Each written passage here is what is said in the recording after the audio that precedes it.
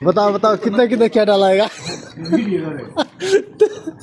भाई तुम बाद में नहीं बोलता है ना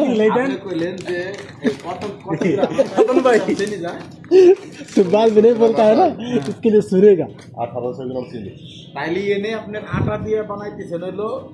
1500 গ্রাম হইলো 1.5 কিলো তাহলে আটা দিতেছেন আপনি 3 কিলো 3200 গ্রাম 3 কিলো আটা চিনি দিতেছেন 3200 গ্রাম 3 কেজি 200 গ্রাম আচ্ছা 3 কিলো আটায় মোট চিনি দেন কথা নেই তাই কোন আমার রেসিপি হলো 1600 গ্রামের 3 কেজি তো মুখে এই তো মুখে 3 কেজি তো মুখে এখন যত মাল বেশি এনে 6টা কেক বানাইছে মোট আপনি দিয়েছেন কতটুকু চিনি আটা দিয়েছেন কত আটা দিছি 3200 গ্রাম 3200 গ্রাম এইটাই তো ঠিক আছে 3 কেজি 200 চিনি দিয়েছেন কতটুকু আর চিনি দিছি 3600 চিনি দিয়েছেন 3600 यानी 3 किलो 600 ग्राम 3 किलो 600 ग्राम তাহলে এই আটা আসতেছে আপনার 1 কিলো 70 গ্রামের মতো এরকম 10 গ্রামের থেকে সেদিকে হচ্ছে 1 কেজি 70 গ্রাম আর চিনি আসতেছে হলো 1200 গ্রাম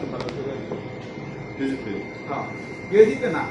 এটা আপনি আটা হচ্ছে 1 কেজি 70 গ্রাম কারণ যেহেতু আপনি দিবেন 3 কেজি 200 গ্রাম 3200 গ্রাম আর मैं वीडियो ना आप तो हेडे कर वो नहीं कर रहा है ऐसे ही वो 2 साल हो गया इसको काम सीखते सीखते और